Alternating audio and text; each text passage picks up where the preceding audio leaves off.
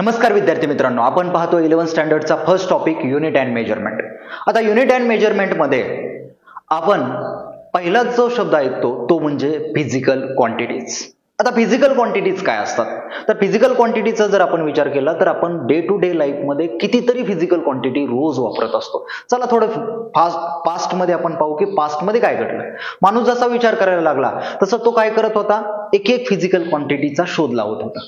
त्याला कळत पण नव्हतं की आपण ही फिजिकल क्वांटिटी काय करतोय, शोधतोय. सुरुवातीला ज्यावेळेस त्याने काय पाहिलं की एखादं लाकूड पाण्यावर तरंगताना पाहिलं, त्यावेळेस त्याच्या पहिल्यांदा असं लक्षात आलं की याची डेन्सिटी कमी आहे, याची घनता कमी तरंगते. अशा प्रकारे त्याने डेन्सिटी कॉन्सेप्ट शोधून काढली. नंतर तो शिकार करत असताना त्याने काय करायला सुरुवात केली, धारदार म्हणजे ज्यांचा एरिया कमी आहे अशा वस्तूंचा उपयोग करायला लागला. म्हणजेच याच्यावरून असं लक्षात येतं की फिजिकल क्वांटिटीचा शोध किंवा फिजिकल क्वांटिटी खूप जुन्या काळापासून काय केलेला आहे, माणूस वापरत आलेला आहे. ओके, तसं जसं या फिजिकल क्वांटिटी काय होत गेल्या, वाढत गेल्या. आता फिजिकल क्वांटिटी म्हणजे काय, तर अशी राशी की जिला आपण मेजर करू शकतो आणि जिची आपण डेफिनेशन करू शकतो. म्हणजे जिला मेजर करू शकतो आणि तिला डेफिनेशन देऊ शकतो, अशा सगळ्या ज्या क्वांटिटीज आहेत त्यांना म्हणायचं physical quantity. Got it?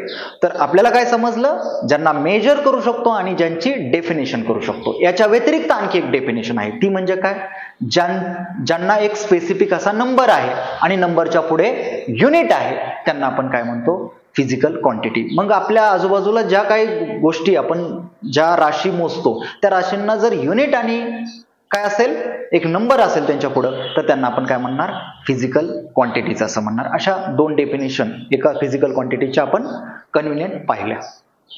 Okay, आता याच्यामध्ये आपण एक गोष्ट पाहिली म्हणजे फिजिकल क्वांटिटीजांना काय पाहिलं आपण, for example mass he physical quantity असेल का?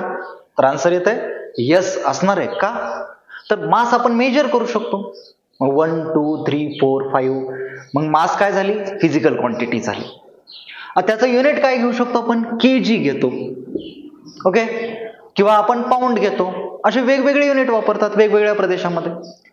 तर म्हणजे ज्याला आपण मोजू शकतो आणि ज्याचं आपण युनिट घेऊ शकतो त्याला आपण काय म्हणतो, फिजिकल क्वांटिटी. ओके, आता आपण येऊ युनिटवर. युनिट कशाला म्हणायचं? फॉर एक्झाम्पल मी म्हटलं एक स्टँडर्ड, म्हणजे मी म्हटलं की एवढा भाग, एवढी उंची असणारा आणि एवढा सर्कल असणारा भाग म्हणजे 1 लिटर. त्याच्यात जेवढं फ्लुइड बसेल ते 1 लिटर.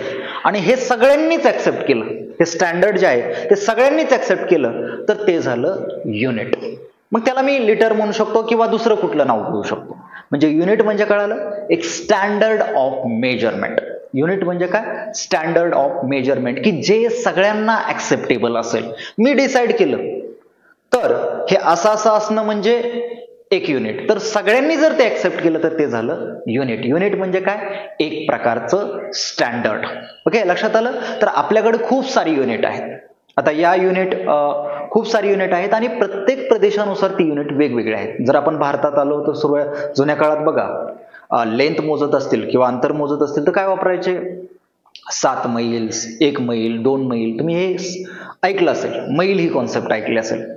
त्यानंतर फूट ही कॉन्सेप्ट ऐकली असेल. आता ही फूट ही कॉन्सेप्ट फॉरेन मध्ये पण वापरत होते.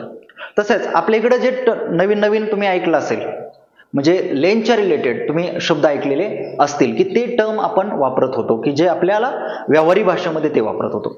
शिवाय जर आपण वेस्टर्न कंट्रीज मध्ये गेलो तर तिकडे पण मास मोजण्यासाठी वेगळ्या वापरले जात होते शब्द, जसे पाऊंड असेल किंवा असे वेगवेगळे शब्द काय करत होते, आपल्या इकडे पण वेगवेगळे शब्द वापरले जात होते. शिवाय वेळ मोजण्यासाठी आपल्या इकडे वेगळं वापरलं जायचं, फॉरेन कंट्रीज मध्ये वेगळं वापरलं जायचं.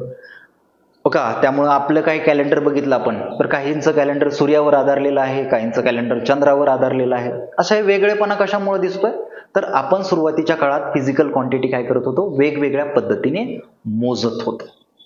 त्यांना मोजण्यासाठी आपण काय करत होतो, वेगवेगळी युनिट वापरत होतो. मग ही गरज लक्षात घेऊन एक कॉन्फरन्स भरली. काय गरज लक्षात घेऊन, की सगळे प्रत्येक जण आपापल्या सोयीनुसार प्रत्येक रिजन नुसार वेगवेगळी युनिट आणि वेगवेगळ्या फिजिकल क्वांटिटींना वेगवेगळे शब्द वापरत होतो. मग याच्यामुळे काय होत होतं, तर वाद तयार होतो.